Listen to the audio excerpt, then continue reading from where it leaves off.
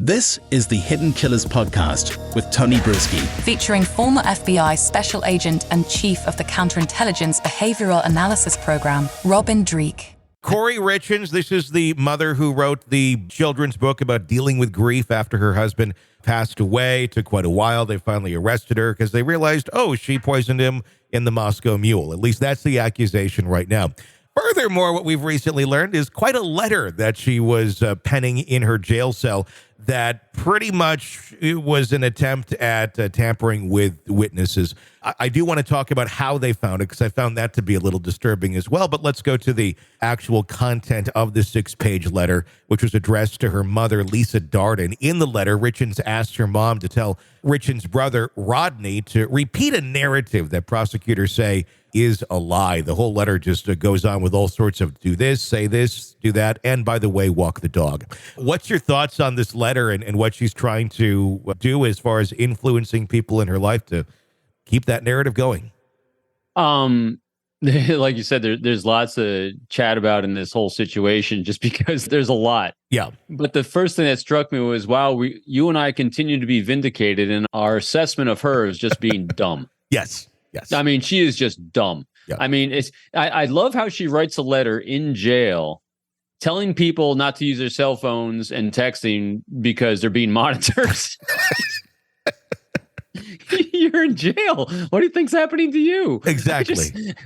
Oh my gosh. I mean, you really can't make up the lunacy, and we've said this before, and I don't, gosh, it's so bad to be laughing because, some poor guy lost his life because of her. Yeah. Well, that's what's suspected anyway, obviously, or she's accused of. Mm-hmm. But just because you have psychopathic tendencies doesn't mean you're intelligent. I mean, it just really goes to show you this person does not know the criminal justice system at all.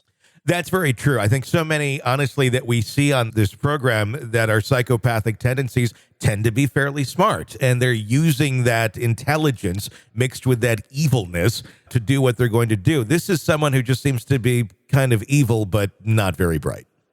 No, I totally agree. But then it goes into what you're saying too, is like, boy, she had a medical condition and then she's left, she leaves her cell. That whole thing kind of struck me as odd as well.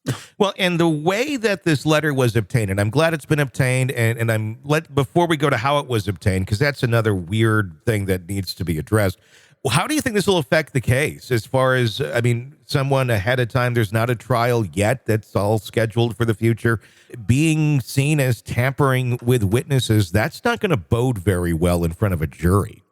No, it definitely won't. Her defense attorney's got to be beside herself with what the hell moments, because I've actually chatted with a defense attorney on another show before, and she's good. I mean, and she's really intelligent. She's really on top of her game. And this definitely, I think, undermined her and what she's trying to do for her client.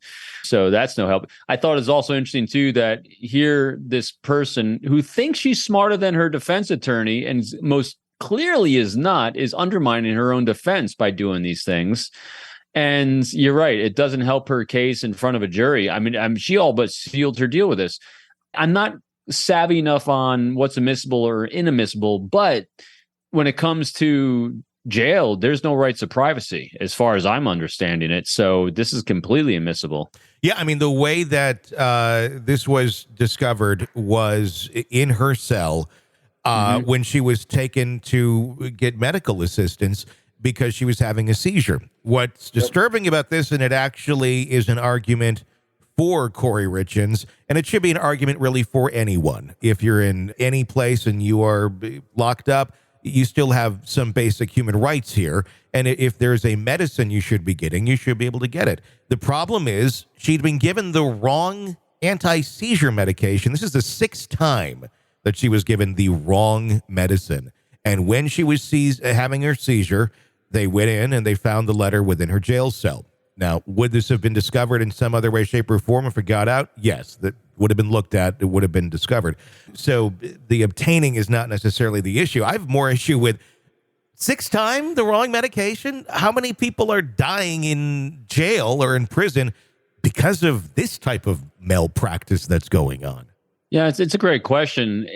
I think this is just one more data point that we're seeing in these recent past weeks and months with issues with jails, because now, we had 2 jail breaks of convicts in Pennsylvania. They just had today a breakout, or last night, I think it was, of 9 juveniles in their system. So I think, because I was prepping a chat about this with other folks too, and that is anytime you have a failure of a system anywhere, it comes down to leadership. And it's either leadership at the state level, leadership at the implementation level. There's obviously a problem. And when problems aren't addressed, because that's what leaders do, leaders solve problems. And this is obviously a problem because it's happened multiple times. It means there's a lack of leadership going on. Yeah. And when these things are brought to the spotlight like this, in a case like this, does that lead to any sort of resolution to that lack of leadership? I mean, the main focus here, I think, is very much on Kouri Richins' letter, but behind it that's a scary thing. I mean, a seizure medicine, and you're getting it the wrong ones for more than 6 times in a row. She's only been locked up for a handful of months. Yeah, I mean, that sort of seems like a very strange, not strange, but a very important thing that needs to be addressed. Yeah, absolutely. I'm with you 100%. And to answer your question on that, I think that's exactly why shows like this exist, because that's the obligation of news, is to ask the tough questions and hold our public servants accountable. Yeah. And because people that are given our tax dollars to keep systems running so that we have faith and trust in those systems, organizations, institutions, need to be held accountable by the public trust in order to do that. And that's what we do here. And that's what, all media does when they're doing their job appropriately, is you ask those tough questions to hold those people accountable so you can exercise change when change needs to happen. So I'm glad to be part of it, just because that's exactly what we're doing. Keep giving her correct medicine, because she needs to be held accountable for her crimes. Yeah, absolutely. So we can't let her die.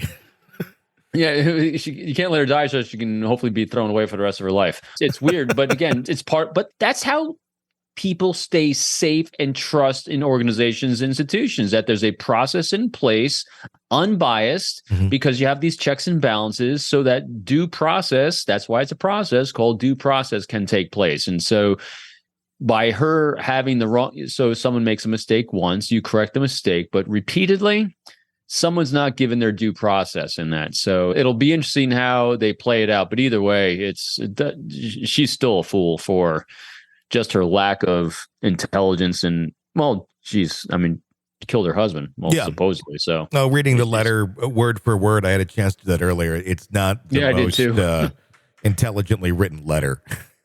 So, when she's trying to be kind of tricky and, it's not the brightest. Go ahead. And why would you do that in your cell? I mean, and leave it behind. Not a lot of planning ahead.